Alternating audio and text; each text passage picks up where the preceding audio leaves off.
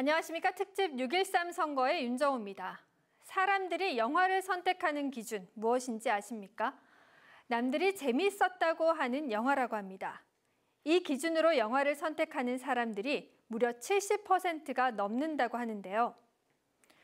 2시간을 즐기고 나오는 영화는 입소문에 기댄다 치더라도 지방선거는 좀 달라야 하지 않을까요? 4년의 시간을 책임져줄 지방선거는 입소문이 아니라 직접 보고, 듣고 판단해야겠습니다. 자, 그럼 특집 6.13 선거 시작합니다.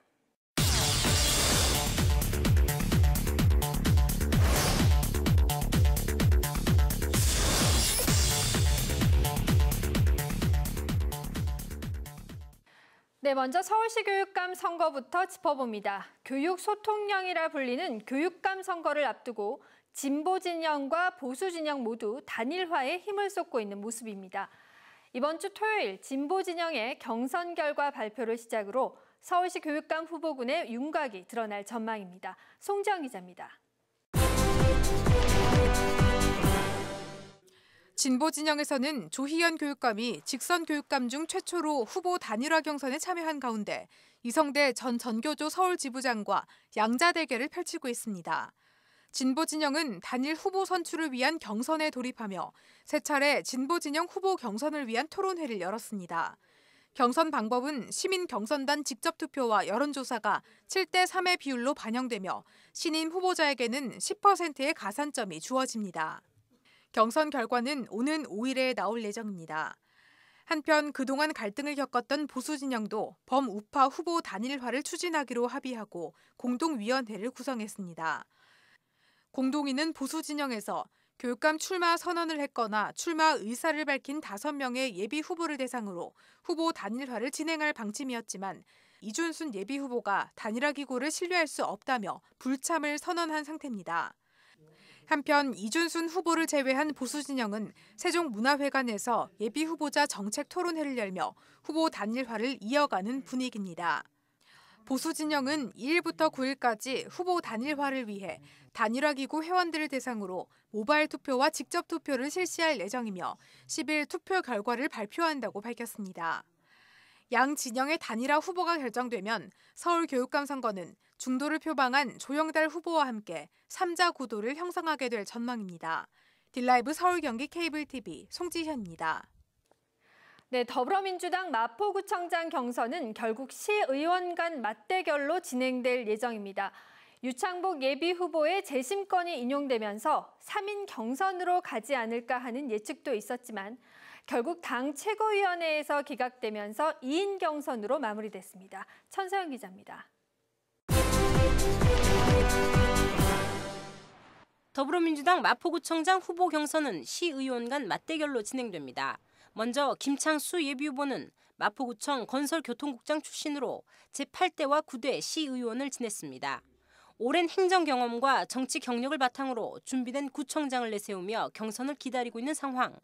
일자리 마련을 최우선 과제로 내세우며 지역에 기업을 유치하고 주민 채용을 연계하는 데 힘을 쏟겠다고 밝혔습니다. 홍대 걷고 싶은 거리에서 시작해 당인리 발전소, 절주산 성지, 이어 DMC까지 관광 인프라 강화를 통한 지역 경제 활성화도 이끌겠다는 목표입니다. 임금이 많이 벌어야 소득이 생겨야 총 수요가 늘어나서 그 총수요로 해서 투자가 돼가지고 공장이 잘 되고 해서 그 사무실이 늘어나지 않아요. 어쨌든 개인 소득이 늘어나야 되잖아요. 그러기 위해서는 일자리가 있어야 돼요. 저는 그 일자리에 대해서 중점적으로 챙겨보겠습니다. 경선을 기다리는 또 한 명은 유동균 예비후보입니다. 2번의 구의원과 1번의 시의원을 지낸 경력으로 오랜 정치 경험을 강점으로 내세우고 있습니다. 공공산후조리원 조성과 24시간 운영하는 국공립 어린이집의 확충 등 아이 키우기 좋은 마포 만들기가 최대 공약, 서부광역철도와 올림픽대교 등 진척이 더딘 교통 관련 사업을 조속히 추진해 주민들의 삶의 질을 높이겠다고 공언하고 있습니다. 부부가 결혼해서 아이를 낳아놓으면 나머지 키우는 것은 자치단체나 국가가 해야 된다고 생각을 하는 거예요. 그래서 제가 젊은이들에게 아이는 나만 줘. 우리가 키워줄게. 이렇게 돼야 됩니다. 경선을 앞두고 일부 과열 양상도 나타나고 있습니다. 두 예비 후보가 SNS를 통해 상대 후보의 도덕성을 문제 삼거나 더티 플레이를 하고 있다며 설전을 이어가고 있는 상황. 예비 후보 6명 중 4명을 컷오프시킨 것과 관련해서도 아직까지 논란이 이어지고 있습니다. 한편 유창복 예비 후보의 재심권은 재심위원회가 인용 결정을 내렸지만 당 최고위원회에서 기각됐습니다. 라이브 서울경기 케이블 TV 천서연입니다.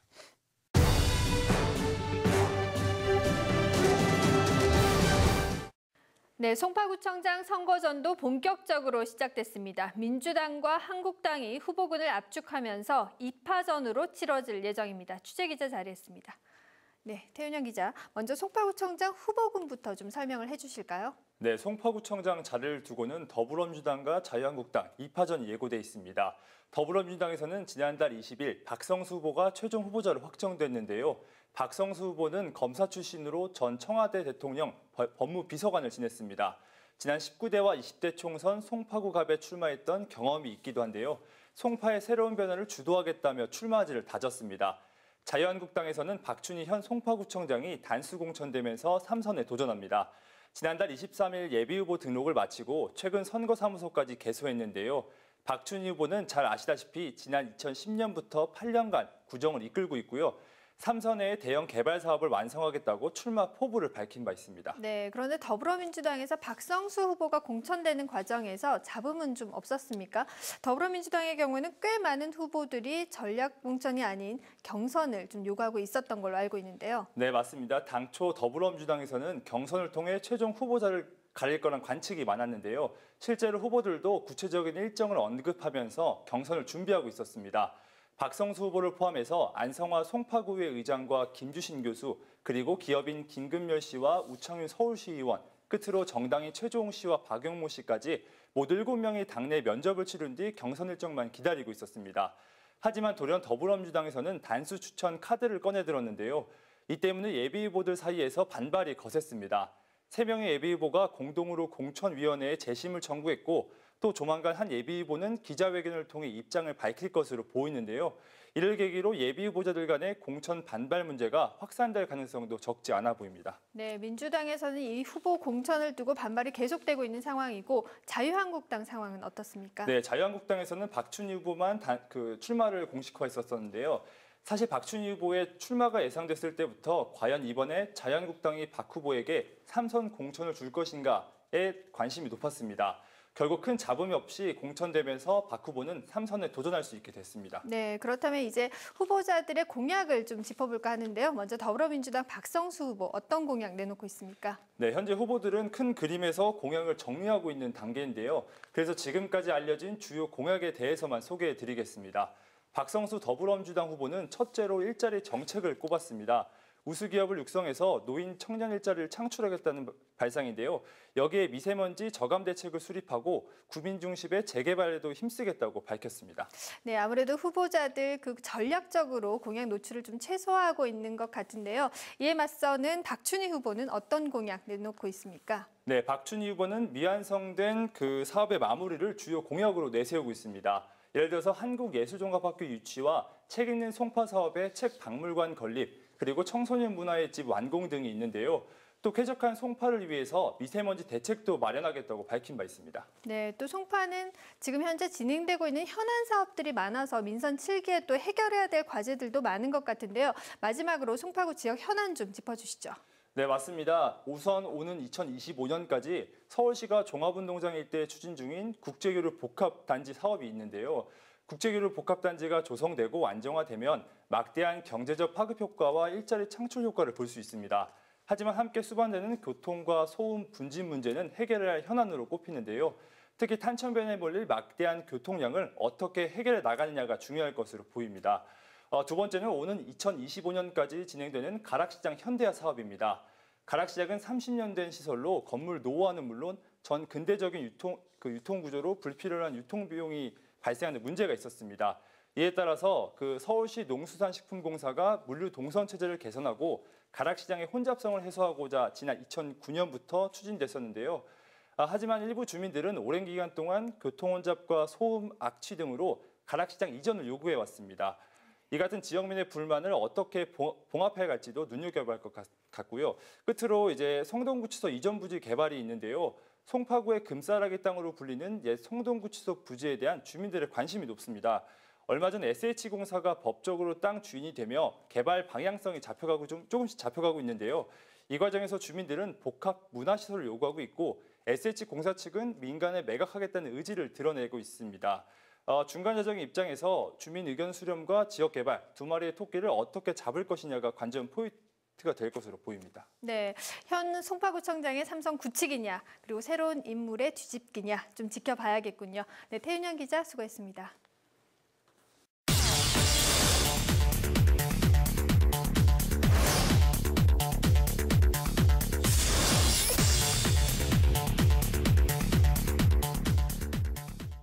더불어민주당이 중구청장 후보로 서양호 두문정치전략연구소장을 전략공천했습니다. 예비 후보만 9명이었던 곳인데 민주당 최고위원회를 통해 경선 없이 전략공천을 확정지은 것입니다. 자유한국당과 민주평화당 등 다른 정당 후보자들의 대진표도 완성돼 가는 모습입니다. 진기훈 기자입니다. 더불어민주당 서울시당이 이번 지방선거 중구청장 후보자로 서양호 예비후보에 대한 공천을 확정했습니다. 서 후보자는 현재 서울시교육청 교육자치특별보좌관을 역임하고 있으며 두문정치연구소 소장으로도 활동하고 있습니다. 중구에서는 민주당에서 등록한 예비후보만 9명으로 서울 25개 자치구 중 가장 많은 민주당 예비후보가 등록하면서 당내 경선에 대한 관측이 많았습니다.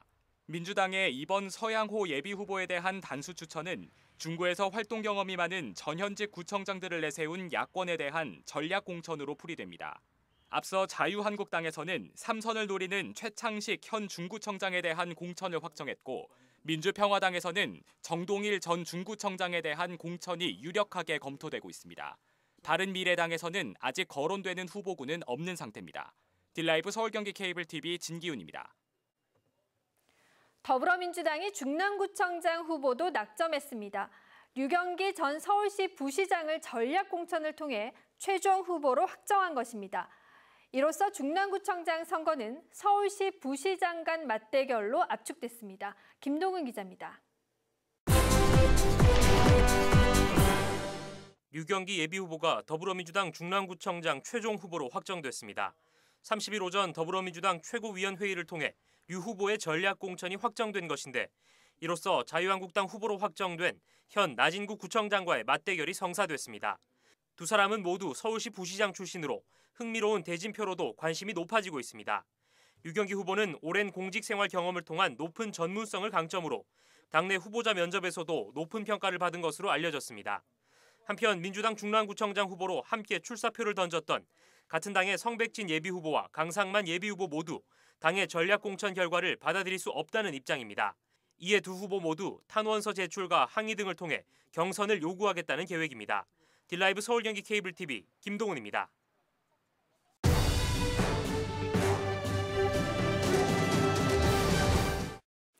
네, 앞서 보신 것처럼 더불어민주당이 중구와 중랑구의 전략 공천을 발표했습니다.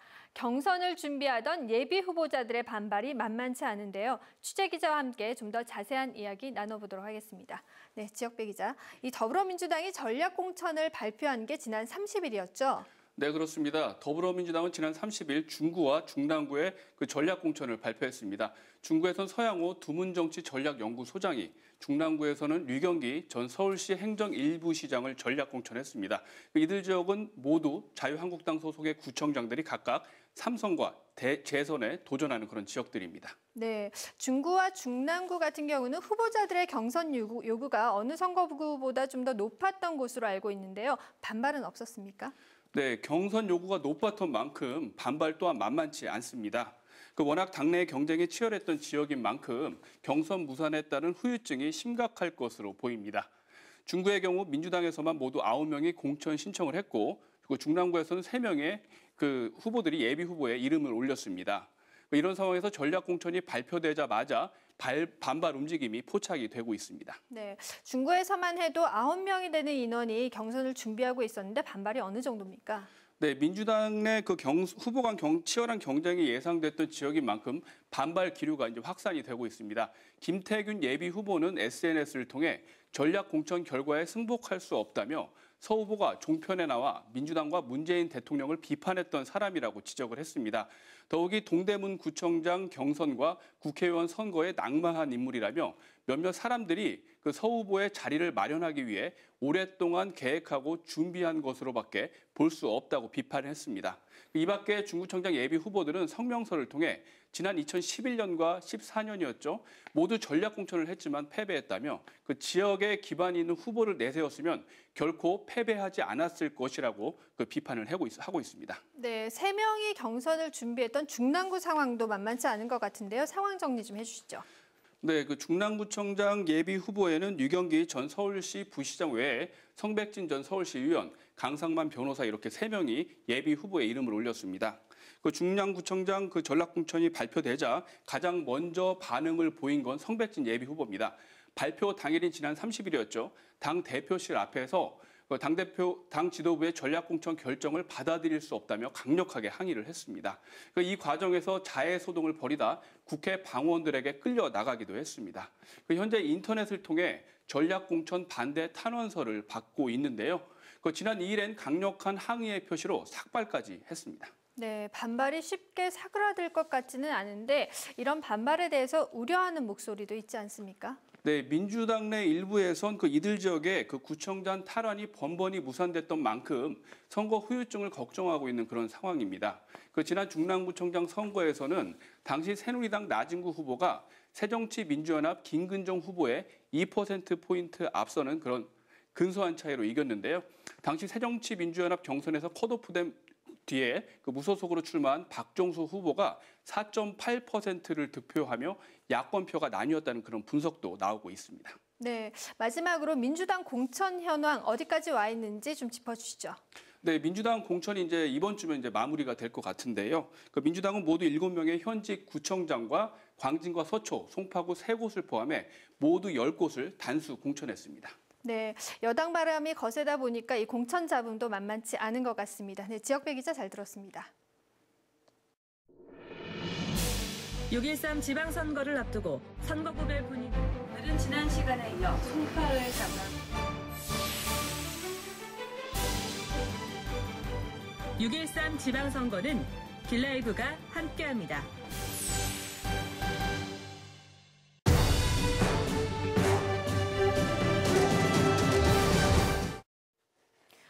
우리나라 최초의 여론조사는 언제였을까요? 조선왕조실록에 따르면 세종대왕은 1430년 전 국민을 대상으로 여론조사를 실시했습니다. 17만여 명을 대상으로 약 5개월 동안 가가호호 방문하며 의견을 물었는데 그 이유는 바로 조세개혁 때문이었습니다. 신하들이 자신의 이익에 반하는 조세개혁에 반대하자 세종은 과거 시험의 개선책을 논하게 하고 전 국민 여론조사를 통해 조세개혁을 이룹니다. 민심은 천심이다. 봉건 시대에도 알았던 이 사실을 오늘날 정치인들도 꼭 기억하기를 바랍니다. 시청해주신 여러분 고맙습니다.